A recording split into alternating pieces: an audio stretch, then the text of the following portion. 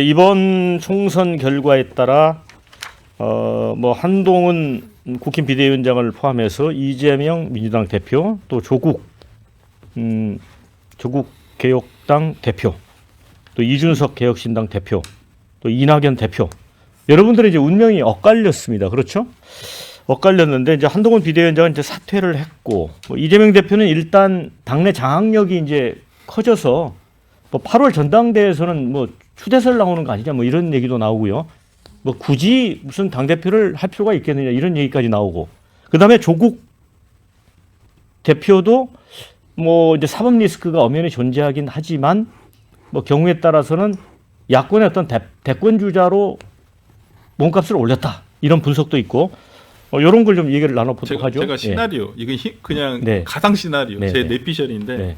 이재명 대표와 관련해 가지고는 8월 전당대에 다시 나올 확률이 있어요. 앵커께서 말씀하신 대로 아마 대안 부재론을 얘기하면서 네. 추대론이 나올 네. 수도 있습니다. 왜? 그 이유가 뭐냐면 선거 스케줄하고 비교해보면 딱 맞는데, 이게 대선 1년 전에 당대표를 그만둬야 되거든요. 네. 근데 지금 8월 달에 하게 되면 딱 2년 채우게 되면 이제 이제 대선으로 이제 가게 됩니다. 근데 이재명 대표가 지난 대선에서 느낀 게 뭐였냐면, 당대표가 자기 쪽에 있냐 없냐가, 자기 쪽을 도와주냐 안 도와주냐가 상당히 중요하다라는 것을 경험을 통해서 알고 있어요. 네. 지난번에 민주당의 소영길 대표가 대표였었는데, 당시에 이낙연 후보 쪽에서 무슨 말을 했었냐면, 홍영표 의원이 만약에 대표였더라면 아하. 선거 결과가 달라졌을 수도 있다라는 어떤 그런 얘기도 있었거든요. 그때 이제 결선 투표 가느냐 안 가느냐. 그렇죠. 맞습니다. 네, 그렇기 네. 때문에 당시에 그러한 과정을 겪으면서 이재명 대표 쪽에서는 당대표가 자기 쪽 우호적인 대표가 굉장히 중요하다는 걸 알게 됐어요. 그렇다고 한다면 지금 2년 동안 당대표를 해야 될 이유는, 그때 가서 예를 들어서 자신에게 우호적인 당대표, 뭐 예를 들면 우원식 의원이라든지 이런 분을 당대표로 세우고 본인은 대선 후보로 나갈 수도 있고, 또 지난 2년 동안 사법 리스크에 있어서 구속을 면할 어쩌면 명분이 될 수도 있거든요. 지난번에 작년에 구속영장 실질심사에서도 결정문에 보면 당대표라는 이유가 있었기 때문에 구속을 하지 않을 필요가 있다, 불필요하다라는 어떤 명시적인 어떤 결정문이 있었기 때문에, 그러한 부분에서라면 저는 뭐 이재명 대표가 이제는 남은 것은 본인의 사법 리스크를 어떻게 해서든 이제 대법원 판결까지를 최대한 지연시키는 거, 그것이 이제 어찌 보면 본인의 가장 큰 리스크 해소 방법이고, 그렇기 때문에 저는 8월에 전당대회에 다시 나올 수 있다라고 생각을 하고요. 그 다음에 조국 대표 같은 경우는 이것도 제가 내피셜인데, 일부 파기환송이라는 게 있습니다. 아하. 이게 조국 대표가 이게 참 희한한 케이스가 돼버렸어요. 그러니까 윤석열 한동훈 당시의 검사가 어떻게든 엮으려고 해서 정말 그물같이 해가지고 예. 그물을 촘촘하게 엮었는데, 그게 오히려 참 희한하게 또 나중에 이게 아하. 그 중에 하나만 지금 일부 파기가 되면 일부 파기 환송이 되거든요. 그러면 이게 모든 게 다시 고등법원으로 돌아와요. 그러면 재판을 다시 해야 되는 거죠. 다시 돌아와야죠. 왜냐하면 2심에서, 그러니까 대법원 갔다가 이게 하나라도 파기 환송이 된다고 한다면 그게 고등법원으로 다시 돌아오거든요. 원심으로. 예. 그렇다고 한다면 그 중에서 여러 가지 혐의 중에서 지금 가장 문제가 되는 것은 유재수 감찰 무마 사건이에요. 예. 그 사건은 이제 약간 법리적으로 조금 달리 볼 염려도 있어요. 그런 분명히 있어요. 그렇다고 한다면 만약 이게 되돌아와서 파기 환송이 된다, 그렇다고 한다면 시간을 보는 거죠. 고등법원에서 이번에 조국 대표 구속 안 한 것도 저는 어찌 보면 정치적인 상황을 고려했기 때문에 그렇다고 네. 보거든요. 그렇다고 한다면 바로 고등법원에서 이게 나올까요? 나오지 않을 수도 있어요. 그럼 다음 대선 전까지도 못 나올 수도 있어요. 아하. 그렇다면 대권 후보가 바로 되는 거예요. 이건 마치 이재명 대표가 과거에 경기도지사를 하면서 무죄 판결을 받았던 거랑 똑같은 효과가 나타나는 거예요. 네. 그렇다고 하면 일거에 야권에 있어서 대선 주자의 후보군으로 올라갈 수가 있는 부분이라서 저는 이런 시나리오가 그려질 수 있다라고 보고요. 일단은 뭐 그런 부분에서라면 뭐 이재명 대표와 조국 대표가 어찌 보면 이런 부분 희망하고 있지 않을까. 우리 설 시장님 그 분석을 어떻게 봐요?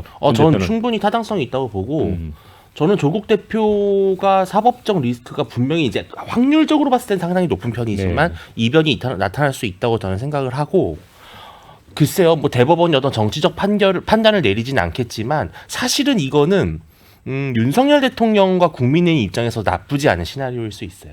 조국 대표가 살아 있는 것이 계속해서 야권의 어떤 대권 경쟁이 존속되는 것이 예. 그게 오히려 국민의 입장에서는 좋을 수 있거든요. 예. 이제부터는 이제 집안 싸움이 시작될 시즌이니까 그래서 뭐 나쁘지 않은 경우의 수가 되는 거죠. 네, 오히려 정치적으로. 일부 파기 환송되는 게 저는 국민의힘에게는 기회가 될 수 있다. 그러니까 아주 정치 공학적으로는 그럴 수 있다는 거죠. 네.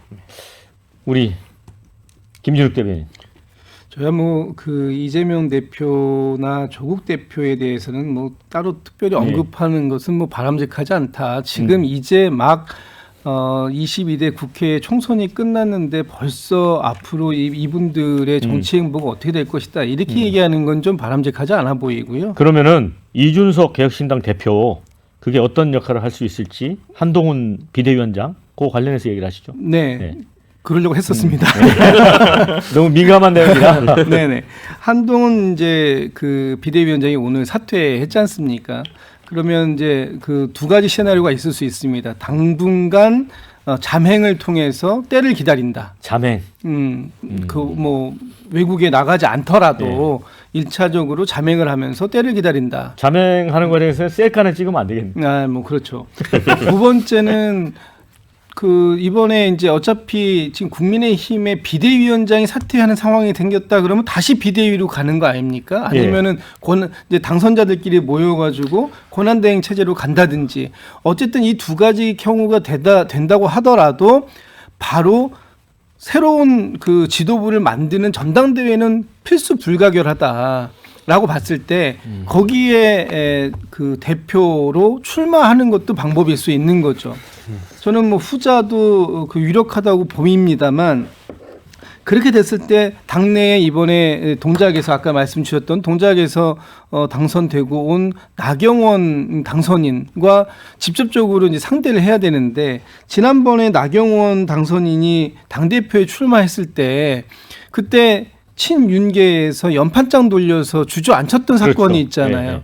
근데 그러면 이번에 출마한다 그랬을 때 그걸 또 똑같은 방식으로 주저앉힐 수 있겠느냐? 저는 그건 불가능하다고 보입니다. 왜냐하면 한동훈 위원장을 그러면 그 밀어주기 위한 어떤 그 포석이어야 되는데 네. 한동훈 위원장이 이번에 들어온다라는 건 당대표를 맡는다라는 건 윤한 갈등을 본격화하겠다라는 그 신호를 주는 거거든요. 네. 과연 그랬을 때 친윤계에서 그 나경원 의원을 연판장 돌려서 주저앉히고 다시 한동훈 위원장을 그 세울 수 있을까?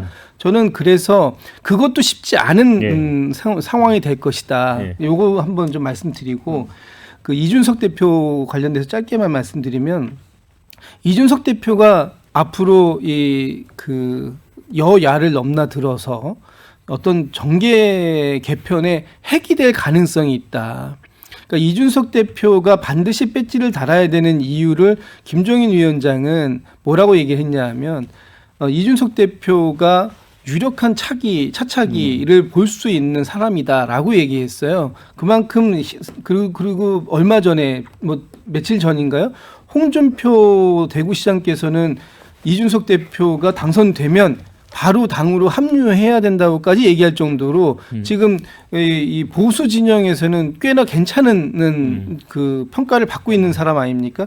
그러면 이준석 대표가 지금 오늘 얘기한 거는 본인은 개혁신당은 야권으로 분류해달라고 명확하게 얘기를 했고요. 안 들어간다는 얘기. 안 들어간다는 얘기를 했고 그렇게 되면은 양쪽 진영의 보수와 진보 이 양쪽 진영의 중간에서 일정한 캐스팅 보트를 줄 수 있는 가능성을 열어놨다 이렇게 보여져서 뭐 앞으로의 상황들은 이제 진행되는 과정을 봐야 되겠습니다만 이준석 대표도 이번에 당선된 것이 어떻게 보면 본인에게는 뭐 가장 큰 신의 한 수가 될지도 모르겠지만 이 정치 22대 국회에서 굉장한 다크호스가 될 가능성도 있어 보인다 이렇게 말씀드리겠습니다. 이제 개혁신당이 이제 의석은 3석밖에 안 되지만 천하람 당선자 표현대로라면 가장 최연소 대통령 후보를 보유한 정당이다.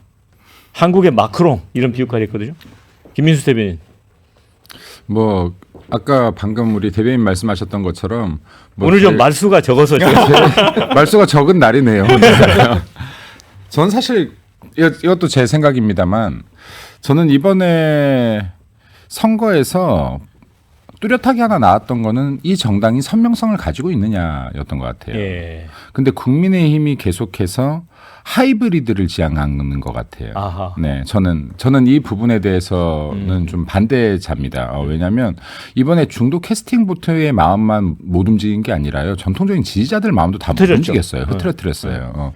그리고 제가 아까 한 번 정도 재정비할 필요가 있다라고 했는데 이게 계속 물에 물 탄 듯 술에 술 탄 듯 하는 게 정치가 아니다. 정치는 저는 블랙홀 같아야 된다라고 보거든요. 그럼 예. 구신점이 명확해서 빨아들일 수 있어야 되는데 우리가 주장하는 바가 뭔지를 정확하게 설명하지 못한다. 근데 그것을 나타내는 것 중에는 사람도 있다.